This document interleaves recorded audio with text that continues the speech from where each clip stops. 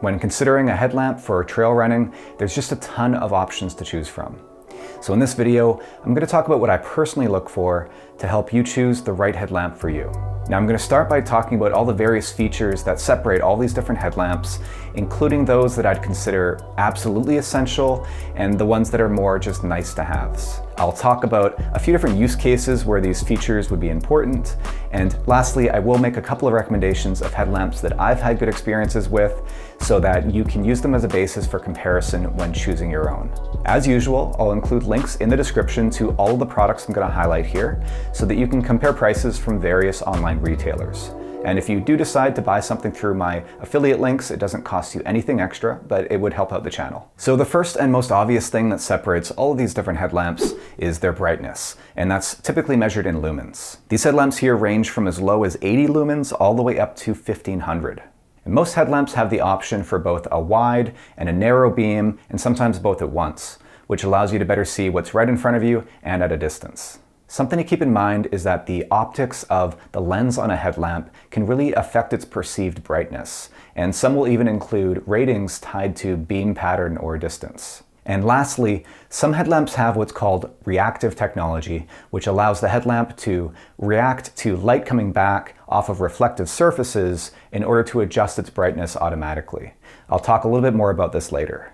Now, generally speaking, anything under about 150 lumens like this one is really only going to be good for walking on easy terrain or using in a tent, but something like this would make for a good backup headlamp for emergency use. The Petzl Swift RL here, for comparison, is rated for 550 lumens on high mode and 200 lumens on medium, along with a reactive mode which can boost it temporarily up to 900 lumens. For trail running, I like to be in the range of about 200 to 300 lumens, but really the brighter the better, especially for running at night on extremely technical terrain.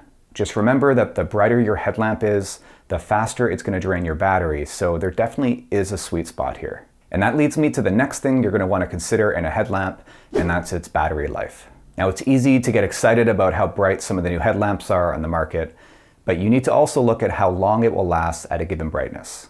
For example, I mentioned how the Petzl Swift here is capable of a sustained 550 lumens on high mode, but at max power, you'll only get 2 hours of burn time. At 200 lumens on the medium setting, you'll get 5 hours, and when on reactive mode, you can get up to 30. I like to be able to get about 8 hours on a single charge so that I can run safely through the night with one battery plus a backup. There are also a few different flavors of headlamps when it comes to the type of battery. You'll find some like this one that rely on regular AA or AAA disposable batteries. And these batteries are of course really easy to find, making them ideal for travel or any cases where charging might be a challenge. And I think this style of headlamp is fine for small backup headlamps that you might carry in case of emergency. But as a heavy user, you'll want to instead invest in a headlamp that uses a battery that's rechargeable by USB, because relying exclusively on disposable batteries is not only super wasteful, but it's also going to get expensive in a hurry.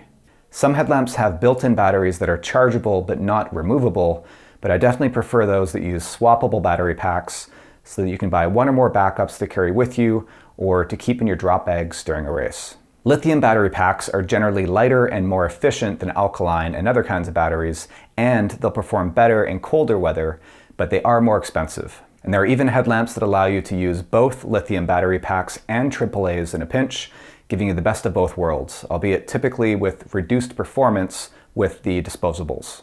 Now, there's not really any getting around it. The brighter and longer lasting a headlamp is, the bigger and heavier it's going to be.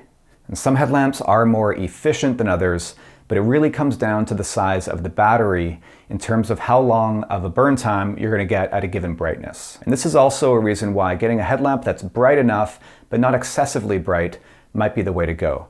Because remember, it's not just the size and weight of the headlamp while it's in your pack that you're concerned with, but also how it's going to feel while it's on your head.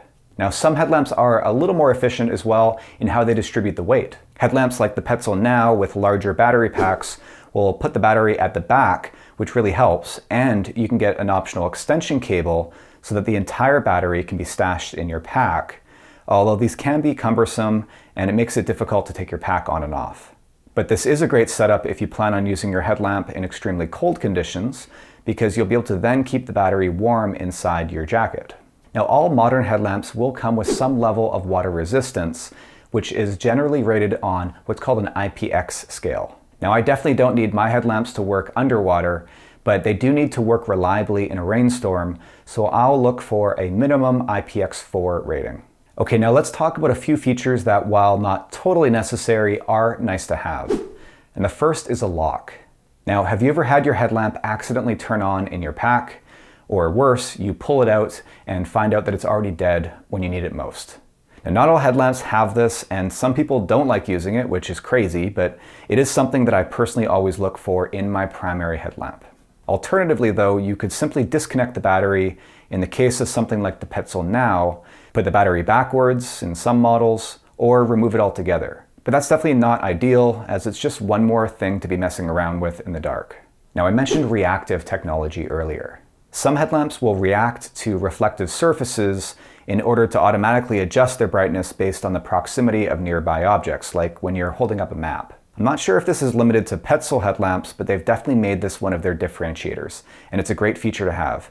It helps to not only avoid blinding people or yourself when it reflects off of bright objects like white paper, but also really helps to save battery life. But there are two caveats here. And the first is that reactive headlamps can act a little bit funny when you're running in a group. I've found that my headlamp sometimes can react to the light from the person behind me as it shines past my legs.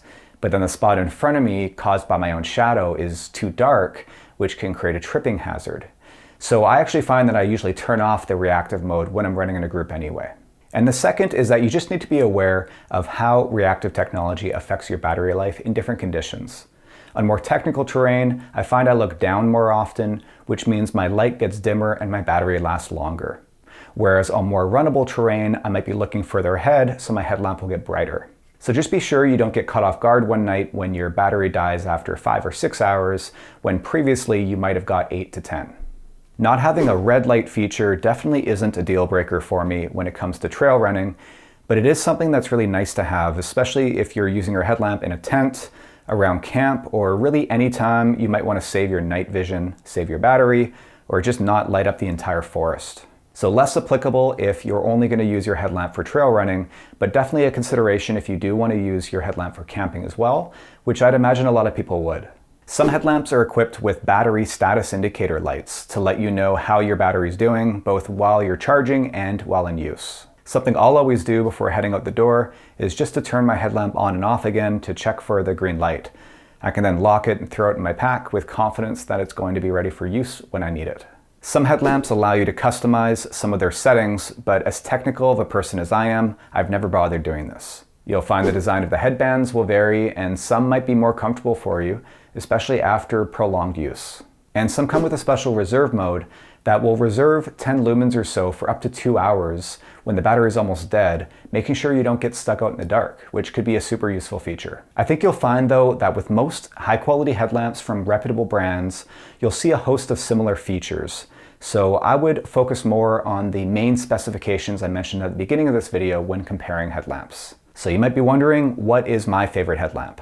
Well, I used to rely primarily on the Petzl Nao. This is an older version rated for up to 350 lumens, but the newer model actually provides up to 750 lumens for 6.5 hours, which makes it suitable for skiing and mountain biking as well. It's even got Bluetooth connectivity, so you can customize it with an app on your phone if that's the kind of thing you're into. I've got a spare battery for this one, which is quite large, but the optional extension cable allows you to store the battery in your hydration vest, as I mentioned earlier. I later bought a Petzl Reactik Plus with a couple of spare batteries to serve as my backup headlamp to my Petzl Nao. But this actually ended up being my go-to simply because of its size and its ease of use. In fact, I've ended up using this pretty much exclusively for the past few years. It's rated for 300 lumens, and it has both a wide and spot beam, plus features like Bluetooth connectivity and a red light mode. The Reactik has since been replaced with the Petzl Swift RL that I showed you earlier, which doesn't have a red light mode, but does have a lock and is rated IPX4. It's definitely priced right and weighs only 100 grams,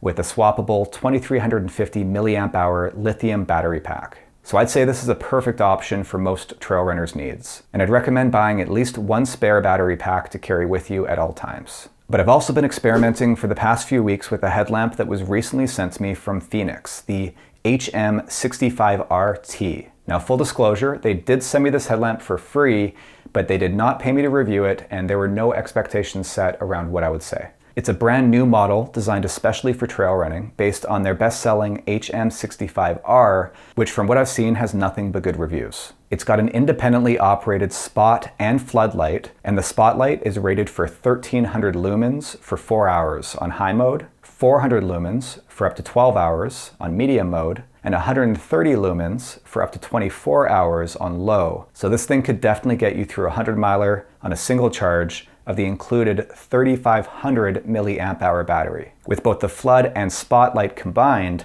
it'll give you an incredible 1500 lumens. It's made of magnesium alloy with a rating of IP68, meaning it's both fully submersible and impact resistant up to 2 meters. It's fast charging thanks to the USB-C plug instead of the micro USB you'll find on most headlamps, and it features the BOA fit system, which is really comfortable and snug. I honestly can't get over how bright this thing is, considering it weighs only 140 grams. The only downside I see is that the included battery needs to be charged inside the headlamp, unless you also buy an optional charger. But if you do plan on using this as your primary headlamp, you'll probably want to get at least one extra battery anyway, so getting a high-speed dual charger is probably also a good idea. Or you could get the optional lithium batteries with built-in micro USB, which can be charged independently, just like a Petzl battery pack. So if you're looking for a super bright headlamp for running on technical terrain, or something that will outlast you during a 100-miler and you don't mind a little bit of extra weight, then this is definitely one to consider. So there you go, 2 great options along with a list of features that will hopefully help you to choose the headlamp that's right for you. But I'd be curious to hear what headlamps you've used and what features you consider a priority, so tell me about it in the comments below. And if you're new to the channel, then be sure to subscribe for more videos like this.